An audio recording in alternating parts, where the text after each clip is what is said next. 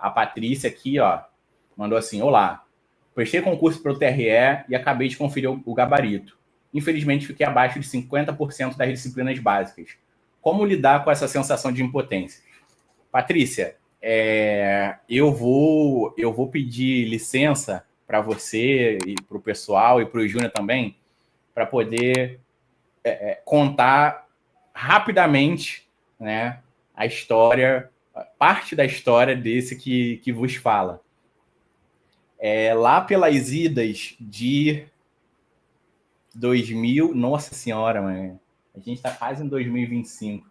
Foi Lá 10. pelas idas de 2010, eu lembro até hoje, a prova da defensoria, que foi meu primeiro concurso aí que eu fui nomeado, foi dia 12 de outubro de 2010. Lembro até hoje, uma terça-feira. Foi a única prova de concurso que eu já fiz na vida em dia de semana. Mas como era feriado e tal, aí foi na terça-feira. Eu lembro disso até hoje. Mas o que acontece, Patrícia? Em 2010, antes, o Júnior vai lembrar disso, antes do concurso da Defensoria, eu tinha feito a prova do Ministério Público da União, do MPU. E na época da prova do MPU, ali pelas faixas de 2010 e tudo mais, eu estava, financeiramente falando, na pior fase da minha vida, mas assim, mas de longe, assim, sabe? Incomparável, né? Então, assim, eu estava estudando e tal, estava me dedicando ali, mas eu fiz a prova, fui muito bem, né? Fiquei entre os 130 primeiros colocados ali, sabe? Só que não tirei, infelizmente, a nota mínima na redação, né? Foi um concurso um pouco atípico, porque muita gente não tirou a nota mínima na redação desse concurso. A primeira colocada do concurso não tirou a nota mínima, eu lembro disso até hoje. Nesse contexto, eu fiquei na redação também, não sei se você vai lembrar, que eu fiz a prova de analista administrativo nesse, porque eu já estava no TRT. E eu tinha ficado também muito bem, eu fiquei entre os 10 primeiros em relação à prova, mas eu acabei também ficando reprovado na redação na época. Pois é. Então, assim, foi uma coisa traumatizante.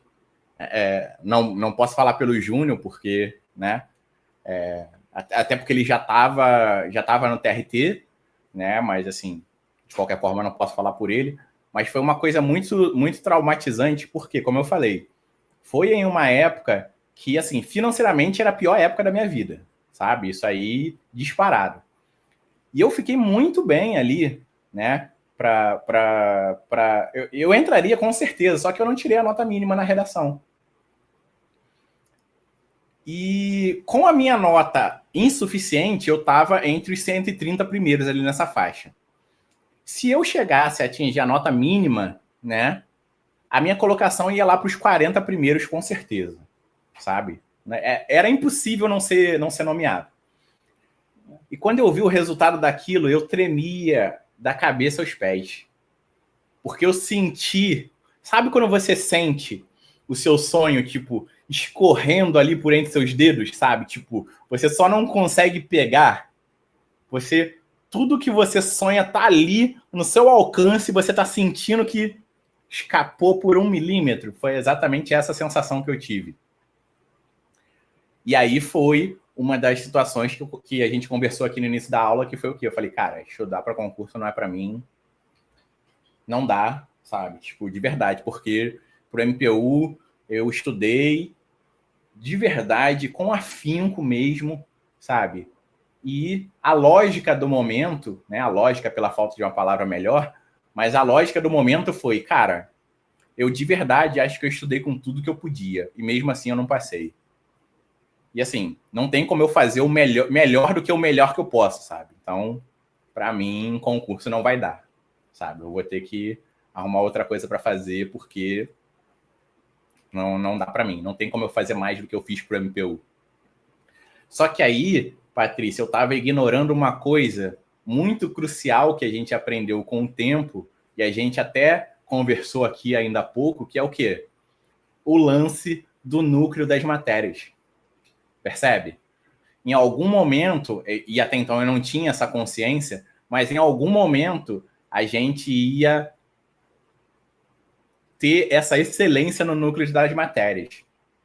E eu sou a prova viva disso porque na minha cabeça, eu tinha desistido. Falei, deu. Concurso não é para mim. Parei, sabe? De verdade. Eu não parei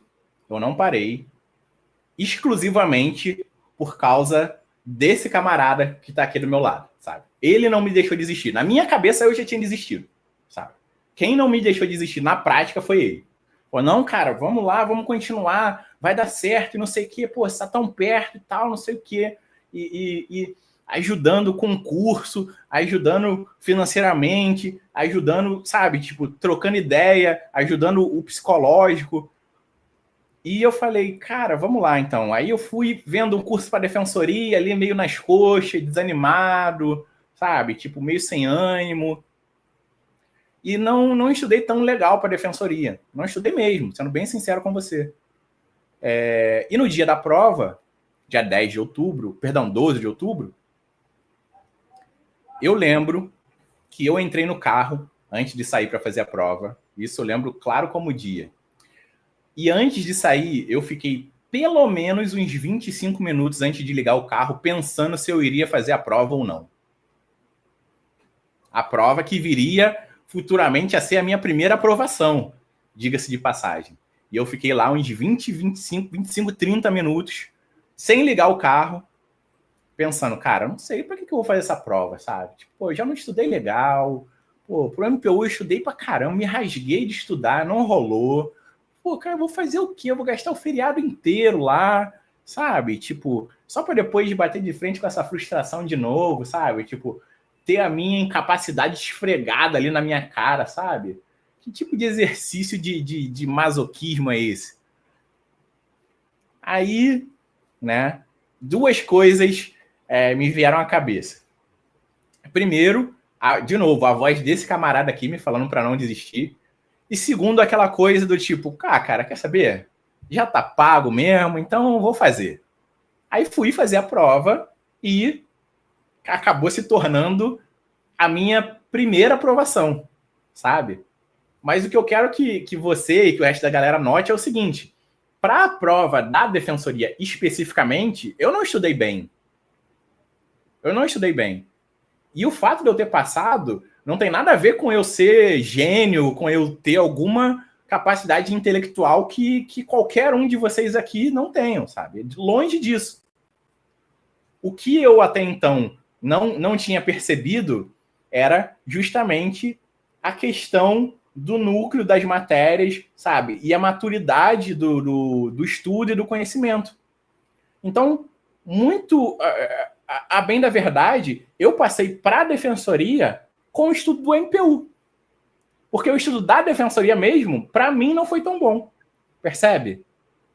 E aí, por muito pouco, a frustração de ter quase ido para o MPU me fez quase desistir de tudo, abrir mão de tudo, né? Por muito pouco, eu não deixo tudo para lá. Justamente por conta dessa mesma sensação de impotência que a Patrícia está conversando com a gente. Percebe, Patrícia, onde eu quero chegar? Porque aí, essa sensação que você está tendo, que é muito justificável, muito natural e acontece mesmo, sabe? Pode ter certeza. O que você aprendeu para esse concurso, você não perde. Você só vai massificar. Daqui para frente, o que você já sabe, você só vai saber mais e em maior profundidade. E o que você não sabe, você vai aprender. Essa sensação de impotência, ela existe, ela é natural, tá? Mas ela não deve te paralisar, tá? Porque você tem que ter na mente que o que você aprendeu para esse concurso, você não vai perder. Você só vai melhorar. Beleza? E aí, foguete não tem ré, querida. O que você já aprendeu, você vai massificar e depois você vai incluir outros conhecimentos que vão fazer vínculo com o que você já tem, sabe? Que vão ajudar a aprender uma terceira coisa, e aí aquela coisa do círculo virtuoso aí, aquela bola de neve legal. E tem uma coisa que eu não sei se é o seu primeiro concurso ou não, mas tem uma coincidência. Também. O Diego deve lembrar que assim, eu comecei a estudar um pouco antes do resto do grupo. E o primeiro concurso que eu fiz, e que meu resultado ele não foi muito diferente do seu, foi justamente o concurso do TRE aqui do Rio de Janeiro, na época. Eu fui reprovado, verdade. Eu feito cursinho e tudo mais. E acho que muito dessa sensação é justamente hoje em dia. Acho que hoje em dia está um pouco pior, por quê? Você tem muita informação na internet falando como se fosse assim, a regra você passar em concurso de uma hora para outra, você passar no estalo, você passar rápido, sabe? Ah, não, passa aqui em 6 meses, passa aqui em 3 meses e tal. É possível. Então você acaba colocando isso na sua cabeça. De novo, pensa onde você está e vai aos poucos do seu ponto de partida. Não entra nessa. Lógico, assim, se você conseguir aplicar as técnicas certas, se você conseguir organizar bem o seu tempo, pode ser possível você passar, às vezes, nesse tempo que você fica escutando por aí? Pode, mas não entra nesse mundo dos concursos públicos pensando que a regra é você passar super rápido, porque não é. Concurso, como a gente sempre fala por aqui, é um caminho de longo prazo. Então, às vezes, até para você conseguir manter a sua motivação, é primeiro você estar ali com a sua mente alinhada com a realidade. E a realidade é, via de regra, concurso público vai ser um caminho de longo prazo. E, por exemplo, uma vez que a gente se depara ou com erros, às vezes, até de questões que a gente faz, ou então com uma prova que a gente não foi bem, o que a gente tem que fazer? Você tem que tentar realmente se autoavaliar a partir dali. A gente vai passar por esse momento de frustração todo que o Diego falou, isso é normal, tá? Agora, uma vez que aconteceu isso, você pega depois da sua prova e você olha aquilo ali e fala assim, tá, isso aqui eu errei. Eu errei porque eu não sabia a matéria? Então, assim, onde que eu preciso melhorar? O que eu preciso estudar?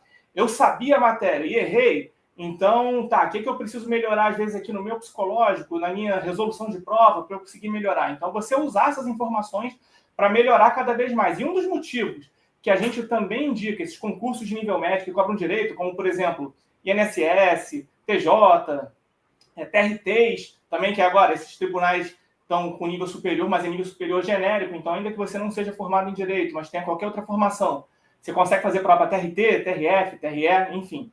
Se você está focando nesse tipo de concurso, então você não se coloca exatamente uma pressão para você passar em um concurso, porque isso é uma outra coisa que atrapalha muito a gente. Então vamos supor, a gente está estudando TRE e você coloca como se, assim, estudar para o TRE fosse um tudo ou nada. Não é. Você estudou para o TRE, você não passou, o conhecimento vai servir para o próximo concurso. Então foca em um tipo de concurso, que é o tipo de coisa que a gente recomenda aqui. E não coloca uma pressão específica em um concurso em especial, porque isso vai te colocar como se fosse uma pressão desnecessária. Entende? Isso, no final das contas, vai acabar te desmotivando. Como a gente falou, estudar é uma questão de você se manter motivado, é uma questão, na verdade, de você criar o hábito de estudo e de você realmente entender que concurso é um caminho de longo prazo e que você focar em um tipo de concurso vai ser muito mais eficiente. Então, tenta manter a constância nos estudos e transformar o seu estudo num hábito, porque se a gente depender de motivação, se a gente fica com a pressão da gente se motivar, da gente estar dependendo de motivação para estudar, eventualmente a gente vai desistir. A gente não pode depender de motivação, a gente tem que realmente transformar os nossos estudos em um hábito mesmo, sabe? Para a gente estar ali estudando todo dia, nem que seja um pouquinho. Então, por exemplo, até para ajudar de forma mais objetiva com isso, para você, às vezes, transformar o seu estudo num hábito e você não ficar dependendo de motivação, por exemplo, você pode associar o seu estudo a um hábito que você já tem. Então, por exemplo, você toma café todo dia. Então, às vezes, você pode, sei lá, depois de tomar café, vou estudar tal coisa. Então, você já coloca o seu hábito de estudo meio que empilhado em relação a outro hábito que você já tenha, sabe?